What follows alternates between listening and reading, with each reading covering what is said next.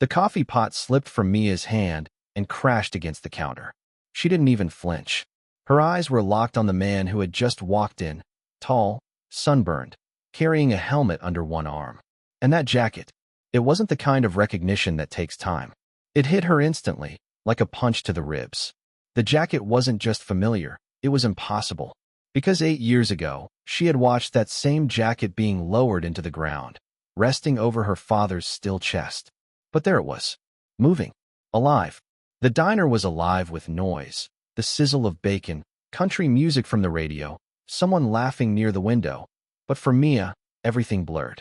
It was as if the world had turned down its volume, leaving only the slow beat of her racing heart.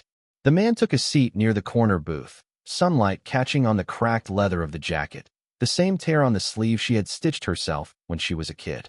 He leaned back casually, like someone stopping for lunch after a long ride, unaware that his very existence had just torn open someone's buried grief. Mia couldn't breathe. Her body moved on autopilot, her smile automatic, her steps shaky as she approached him with a menu. But in her head, the past screamed. Her father's laughter, the way he'd ruffle her hair and say, "When you see this jacket, you'll know I'm around." And now here it was, but he wasn't. Her throat tightened. "Coffee?" she asked, the word barely forming. He looked up. His eyes were calm, unreadable. "Black," he said. That voice. Low, gravelly. The kind of voice that sounds like it belongs to someone who's been through storms, or caused them. As she poured the coffee, her gaze fell again on the small leather patch sewn near the cuff, DH. Her father's initials. The same uneven stitch she'd made when her tiny hands could barely hold a needle. Her knees weakened. The pot rattled in her hand. She had a dozen questions, all jammed behind her lips. How do you have it? Who are you? Where did you find him? But none came out. Because something in his eyes, something quiet, almost sorrowful, told her that maybe she didn't want the answers. Not yet. Instead, she turned away, pretending to wipe a counter that was already spotless. The diner's air conditioning hummed too loudly. The clock ticked too slow. Every sound was sharper, heavier. She tried to convince herself it was a coincidence. Lots of jackets looked alike. Lots of bikers passed through. But then, when he reached into his pocket for his wallet, a small brass keychain fell onto the table. Her breath caught. It was shaped like a wrench, the exact one her father used to keep on his bike keys. The one the police had told her was never recovered. Her hands began to tremble. This wasn't coincidence. This was connection. Something inside her, part fear, part hope, lit up. She glanced at him again. His face was calm, but his left hand trembled ever so slightly as he lifted the cup. A tremor, faint but real. Her father's hand had done the same after a shoulder injury. The more she looked, the harder it became to breathe. Every detail whispered the same, impossible truth. This man knew something. Maybe about the accident. Maybe about her father's last moments. Maybe about why that jacket had never been returned. But why now? Why here? The man looked up suddenly, catching her stare. Their eyes met, and for one long, charged second, the air between them seemed to stop moving. He smiled. Not warmly, knowingly. And that's when she felt it. The strange, electric certainty that this was no accident. He hadn't just walked into any diner. He had come here, for her. Mia's hands would not stop shaking. She tried to hide it by busying herself, wiping already clean tables, pretending to refill the napkin holder, anything to stop herself from staring. But she could feel his presence, heavy and unshakable, like a dark cloud in a bright sky. He didn't eat, didn't talk to anyone. He just sat there, one hand on the coffee cup, the other on the table, the sunlight tracing the outline of that damn jacket. And it wasn't just the jacket anymore. Now that she'd seen him up close, something about the way he moved, deliberate, precise, mirrored her father. The tilt of his head, the quiet scanning of the room before every small movement. It was haunting. Mia took a deep breath, grabbed the menu, and walked back to his table. Her legs felt like they were made of glass. So, how long have you been riding? She asked, forcing a smile. He looked up slowly, his eyes reflecting something unreadable. Long enough, he said. His tone was calm, but his gaze, it lingered, as though he could see through her politeness, straight into the storm inside her. Nice jacket, she tried again. Looks old. Yeah, he said, tracing the edge of the sleeve with his thumb. Had it for years. Her voice was tight. Where'd you get it? He hesitated. And for a fraction of a second, his expression cracked. There was pain there. Then it vanished. Picked it up on the road, he said. Didn't belong to anyone anymore. Didn't belong to anyone. The words sliced through her. She tried to speak, but her throat refused to open. She nodded instead, whispering, right, yeah. As she turned to leave, he added quietly, you remind me of someone. That stopped her mid-step. Her heart pounded in her chest. Who? She asked, almost afraid to hear the answer. He smiled faintly. Someone I met once. A long time ago. Before everything went wrong. Before everything went wrong. Mia felt a chill crawl down her spine. She wanted to ask what he meant, but before she could, the bell above the door chimed. A couple walked in, laughter filling the room. The moment shattered. She forced herself to move, to act normal, but her mind was spinning. Who was he? Was he toying with her? Or was he really connected to her father somehow? And what did before everything went wrong even mean? The next few hours passed in slow motion. The diner filled, emptied, and filled again. But the man stayed. He sat quietly, sometimes staring out the window, sometimes lost in thought. His coffee had gone cold twice, but he didn't seem to notice. Every now and then, Mia would catch him watching her, not in a creepy way, but with the kind of gaze that feels searching. At one point, he reached into his pocket and pulled out a small, worn photo. He looked at it for a long time, then slipped it back inside. Mia caught just a flash of it. A motorcycle, a man standing beside it, and the faint outline of a little girl holding a helmet. Her stomach dropped. That was her.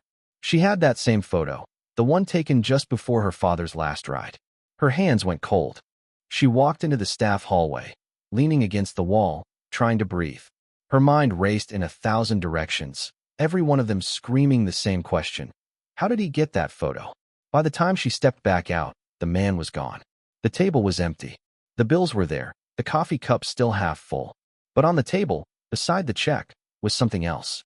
A folded piece of paper. Her name was written on it, Mia. Her stomach twisted. She picked it up, fingers trembling, and opened it slowly. Inside was a single line. You deserve to know the truth. Meet me at the old gas station, 6 p.m. No name. No signature. Just those words. She looked out the window, but the bike was already gone, just the faint echo of its engine fading down the highway. Mia's reflection in the glass stared back at her, pale, confused, terrified, but with a spark she hadn't felt in years. The truth. For 8 long years, she had begged for that, cried for it, hated the silence of it. And now, a stranger wearing her dead father's jacket was offering it. She didn't know whether to run or follow. But as the clock ticked closer to 6, something in her heart made the choice for her. Some truths, she realized, don't wait forever. The sun had already begun to slide behind the hills when Mia's shift ended. She stood outside Della's diner, staring at the long stretch of highway that shimmered with late-day heat. The note in her pocket felt heavier than anything she'd ever carried. The old gas station he mentioned was barely 15 minutes away, abandoned for years, the kind of place people avoided after dark. But she wasn't thinking about danger. All she could think about was the jacket, the photo, and that one line, you deserve to know the truth. Her car engine coughed twice before starting. The road was almost empty, and the sound of the tires against the cracked asphalt was the only thing that kept her grounded. She replayed every memory of her father she could grasp, his laugh, the smell of motor oil on his hands, the nights he'd come home covered in dust, but smiling like the world was his. He had died doing what he loved, they'd said. But something about that had never sat right with her. The police report had been vague. Accident under uncertain circumstances.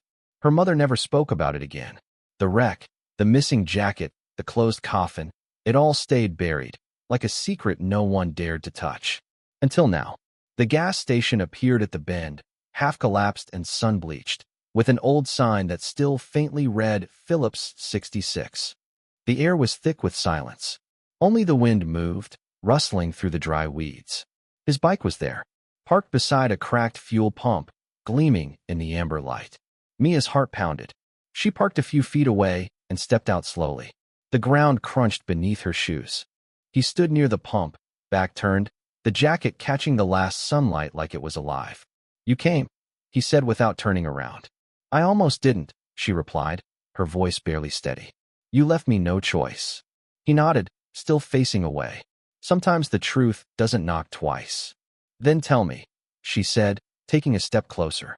Tell me why you have that jacket. How you have that picture. Tell me what happened to my father. He finally turned, and for the first time, she saw his face clearly. Older than she'd thought, lines carved deep by time and regret. But his eyes were kind, in a tired way. I was there, he said quietly. Mia froze. There? Where? At the crash, he whispered. 8 years ago. The world seemed to tilt. She felt her pulse in her throat. You saw it? He nodded. More than that. I was the reason it happened. Her breath caught. What do you mean? He looked down, his voice trembling for the first time. Your father and I, we rode together. Not that day, but we used to. I owed him everything. He taught me to ride, to fix engines, to live clean. But I fell in with the wrong people. Stupid choices. Illegal races. He tried to pull me out, but I didn't listen. He paused, swallowing hard. That day, I challenged someone I shouldn't have. Your father came to stop me. He wasn't even supposed to be there. He tried to block the road, to keep us from getting hurt. The other guy swerved. He didn't make it. Mia's lips parted, but no sound came. I was the one who pulled him out of the wreck, he continued. He was still breathing. I held him until the sirens came. He told me. He stopped, his voice breaking. He told me to take his jacket. Said if anyone asked, to tell his daughter, he forgave me. The words fell heavy between them. Mia's eyes filled with tears. The setting sun blurred into gold streaks. No, that can't be true. I wish it wasn't, he said softly. I left before the police arrived. I was scared. I thought I'd go to prison.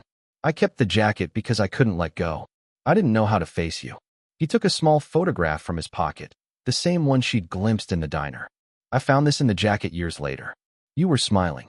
I guess he always carried it. He held it out to her. Her hands shook as she took it. The paper was worn, edges soft from years of being folded. For a long time, she couldn't speak. The wind carried the faint smell of gasoline and dust. Finally, she whispered, Why now?